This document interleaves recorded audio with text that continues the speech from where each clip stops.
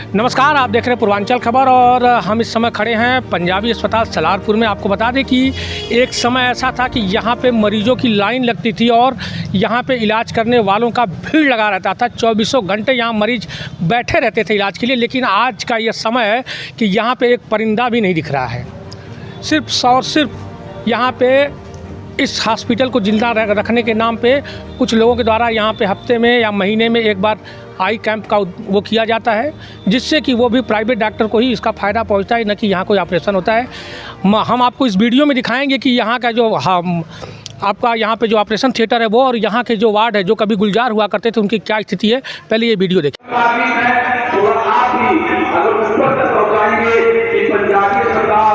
गाँव के लिए वरदान है ये सारी 45 साल पूर्व ये अस्पताल है और थोड़ा सा जर्जर हो रहा है। तो कमेटी वालों ने ये निर्णय लिया सीएमओ से बात करके कि आप अभी इसका हम तो वादा करते हैं। आदरणीय महाराज जी ने कहा है कि डॉक्टर मैं आऊंगा किसी बड़े इलाका या बैंक से आपका कार्य करा के यहाँ पर बहुत बड़ा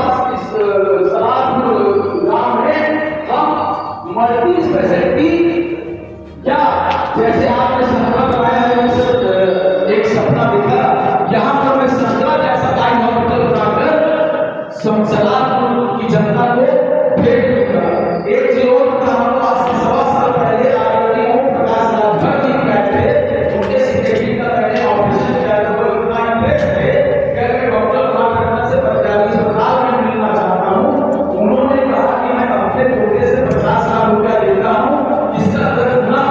तो आपने देखा कि इस वीडियो में जिस तरह की यहाँ की हकीकत आपने देखा कि जैसे है कोरोना के दौरान लोगों को ऑक्सीजन के लिए सरकार ने हर हॉस्पिटल में व्यवस्था किया था। यहाँ का जो ऑक्सीजन के लिए बनाया गया है वो पूरी तरह से बंद पड़ा है, उस पर ताला लगा हुआ है।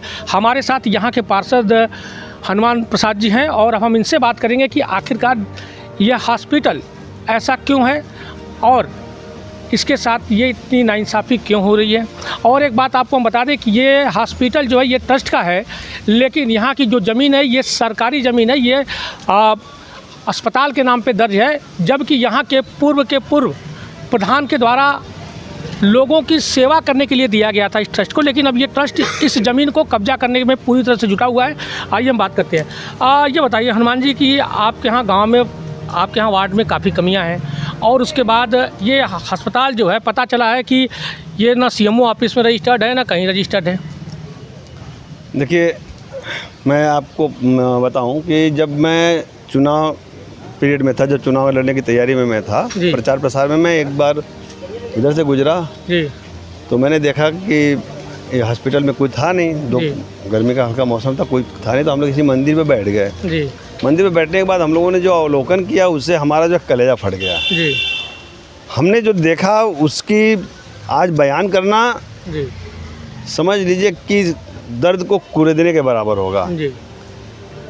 एक समय था जब डॉक्टर भगवान दास अरोड़ा जी जीवित थे जी, जो इस पंजाबी अस्पताल के संस्थापक कहे जाते हैं। उस समय यहाँ पे मरीजों की लाइन लगी होती थी, यहाँ पे ओपीडी चलती थी, यहाँ जो है ओटी है, ओटी में ऑपरेशन होता था। यहीं में हमारे दादाजी ने अपना आँख बनवाया था, दादी ने आँख बनवाया था, बहुत लोगों का जो है इलाज होता था। लेकिन जब मैंने देखा कि यहाँ कोई था नहीं, एक सज्जन बैठे हुए थे, मैंने पूछा यहाँ पे डॉक्टर कोई नहीं आता है। अच्छा। कभी कभार जो है डॉक्टर टंडन आते हैं, पिकनिक मनाने, मना के चले जाते हैं। अच्छा। तो मैं डॉक्टर टंडन से मिलने की कोशिश किया, मैं मिल नहीं पाया। फिर मैं भगवान दास अरोड़ा जी के परिवार में लोगों को खोजने लगा, तो पता चला कि डॉक्टर राजीव अरोड़ा नहीं रहे, उनके बच्चे विदेश रहते हैं, कोई है नहीं। तो हम कि यार ये हमारी सरकारी संपत्ति 166 एकड़ ज़मीन जो है ये किसी की बपौती बन के रह गई है, केवल संपत्ति हो गई है। और यहाँ तक कहा गया कि डॉक्टर अरोड़ा इनके डॉक्टर टंडन की संपत्ति है, आप यहाँ नहीं आ सकते, इसके अंदर आइएगा मैं पैर तोड़ दूँगा। हमको समय बताएगा। फिर मैंने मेयर साहब को एक पत्र लिखा जिसमें मैंने मांग किया था कि ये सरकारी संपत्ति है और यहाँ पे एक राजकीय चिकित्सालय का जो है नाम दिया जाए। और यहाँ डॉक्टर भगवान दास अरोड़ा ने काफ़ी मेहनत किया था, उनके समय में बहुत अच्छा माहौल था, तो इसलिए इस अस्पताल का नामकरण भी डॉक्टर भगवान दास अरोड़ा राजकीय चिकित्सालय के नाम से करा दिया जाए। इसके बाद मैं कई बार पत्र दिया, मुख्यमंत्री वगैरह को दिया, कुछ नहीं हुआ।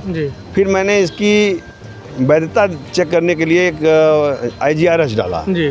जिसमें माननीय मंत्री जी को संबोधित करें। मैंने पत्र लिखा तो IGRS में हमको चिरेगांव विधानसभा क्षेत्र में जो अस्पताल है जी वहाँ के डॉक्टर कोई मौर्य जी थे, जी उन्होंने रिपोर्ट लगा के दिया कि इस नाम का हमारे यहाँ कोई जो है पंजीकरण नहीं है। जी तो हमने उनसे पूछा कि पंजाबी अस्पताल, पंजाबी हॉस्पिटल, पंजाबी चिकित्सालय, पंजाबी क्लिनिक, जी इससे तो कुछ होता नहीं है, या कोई दातव्य औषधालय पंजाबी के नाम से हो, कोई रजिस्टर का कुछ नहीं है। मेरे पास लिखित में सारा कुछ लिखित आया हुआ है। जी फिर उन्होंने लिखा तो मैंने कहा मैं संतुष्ट नहीं हूँ। जी फिर ये चला गया CMO साहब के पास।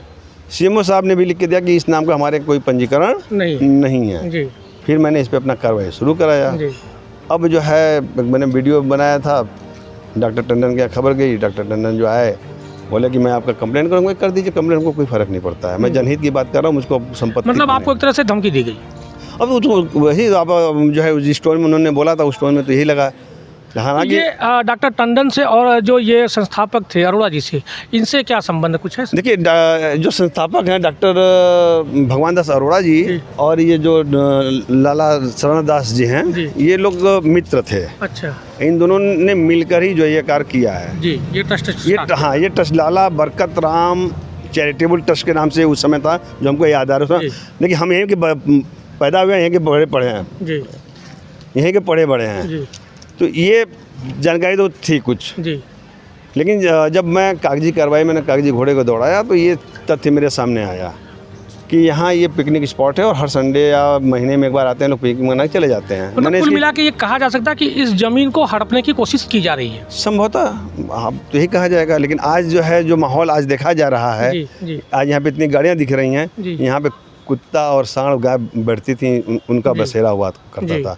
आप अभी जाके पूरी मुआयना कर लीजिए, जितने भी वार्ड बने सब में जो है टेबल कुर्सी जो रखी है सब दीमक खा गए, दरवाजे दीमक खा गए। यदि 50 साल से सेवा हो रही थी तो इसको दीमक नहीं खाना चाहिए था। जी एकदम एकदम एकदम।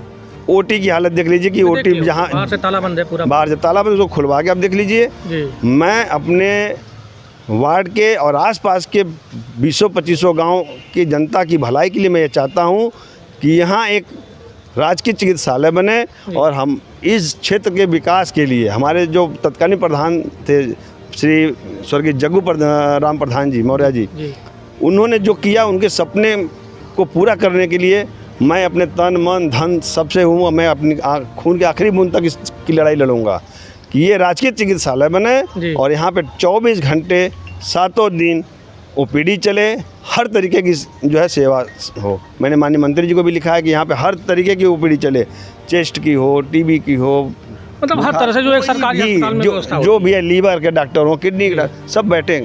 देखिए हमारी जनता गरीब है, मजदूर है, हमारे यहाँ 90% लोग लेबर क्वालिटी के हैं। रोज़ सुबह उठेंगे, नाश्ता पानी किए, चले गए अपने लेबरी में।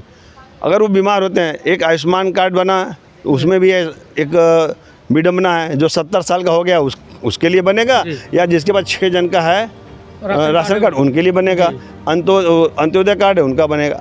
बाकी हमारी करीब करीब जो आबादी है उसकी 70% लोगों के पास आयुष्मान कार्ड नहीं है। जी एकदम एकदम। तो हमारी जनता कहाँ जाएगी? मैं माननीय प्रधानमंत्री जी से भी आपके माध्यम से अनुरोध करूँगा कि ये सुविधा आप दें, सरकारी हॉस्पिटल बने, सरकारी खर्चे पर इलाज हो जी।